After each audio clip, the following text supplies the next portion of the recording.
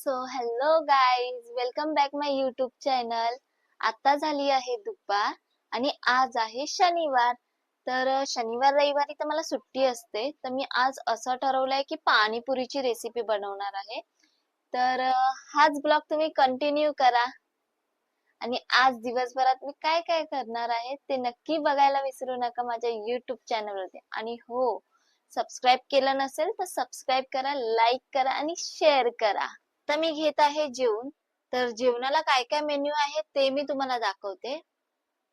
भात, मूग मटकीची आमटी, कांदा भाजी, बटाट्याची भाजी, लोणचं आणि आंबा. तर असा काही आजचा मेन्यू आहे जेवणाला. जेवण झाल्यानंतरला मी तुम्हाला दाखवीन माझ्या पाणीपुरीची रेसिपी. आता वाजले संध्याकाळचे 7. तर मी आता पटकन देवपूजा करून घेतली आहे, नाश्ता करून घेतला आहे आणि आता लागते आहे पाणीपुरीच्या तयारीला. चला तर मग बघूया. तर आता मी करणार आहे गोड चटणी, जी आपल्याला पाणीपुरीला लागणार आहे. तर त्यासाठी मी काय साहित्य घेतले आहे ते मी तुम्हाला दाखवते.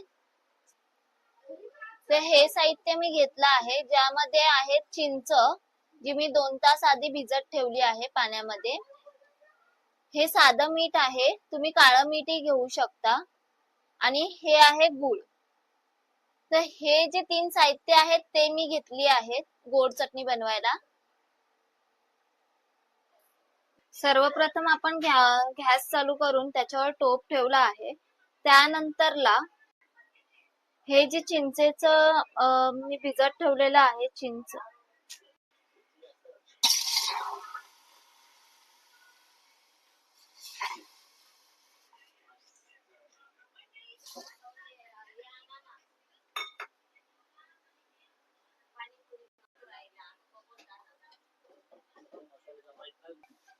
ह्यामध्येच आपण आता गूळ ऍड करणार आहोत.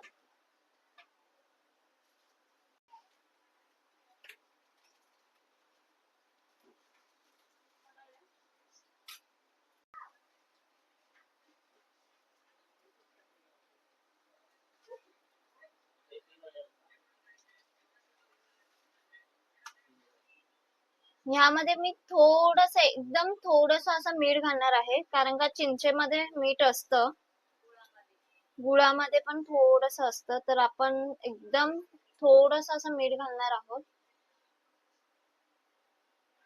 आणि हो, जर कोणाला आंबट, तिखट आणि गोड असं तिन्ही पाहिजे असेल तर तुम्ही थोडस लाल तिखटही घालू शकता. मला नको आहे म्हणून मी लाल तिखट नाही घालत आहे. मी फक्त गूळ आणि चिंचेचं हे करते आहे मिश्रण.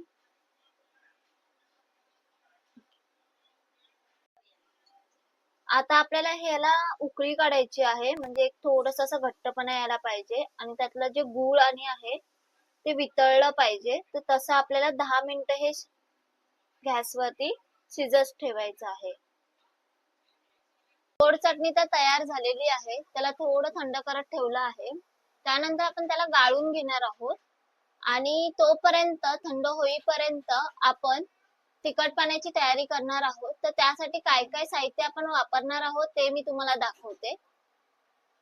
मिरच्या घेतल्या आहेत, कोथिंबीर घेतली आहे, पुदिना घेतला आहे, चवीसाठी मीठ थोडस घेतलं आहे आणि पाणीपुरी मसाला घेतला आहे. तर सगळ्यात आधी आपण मिरची, कोथिंबीर आणि पुदिना ह्याला मिक्सर मध्ये थोडस असं बारीक करून घेणार आहोत पेस्ट, आणि त्याच्यामध्येच आपण थोडस मीठ घालणार आहोत. तर चला तर बघूया. तर सगळ्यात पहिलं आपण ही जी गोड चटणी बनवलेली आहे ती ह्या चाळणीने गाळून घेणार आहोत छोट्या टोपामध्ये. त्यानंतरला ह्या मोठ्या टोपामध्ये पियायचं पाणी घेतलं आहे. त्यामध्येच आपण जी ही हिरवी चटणी बनवलेली आहे पुदिना, मिरची आणि कोथिंबिरीची, ती आपण चाळणीच्या मदतीने ह्यात ऍड करणार आहोत. आणि त्यामध्येच आपण हा पाणीपुरी मसालाही ऍड करून घेणार आहोत. तर चला तर मग. तर इथे गोड चटणी रेडी झालेली आहे, त्यासोबतच इथे तिखट पाणी रेडी झालेलं आहे. तर तुम्ही बघू शकता, कलर पण किती मस्त आलेला आहे.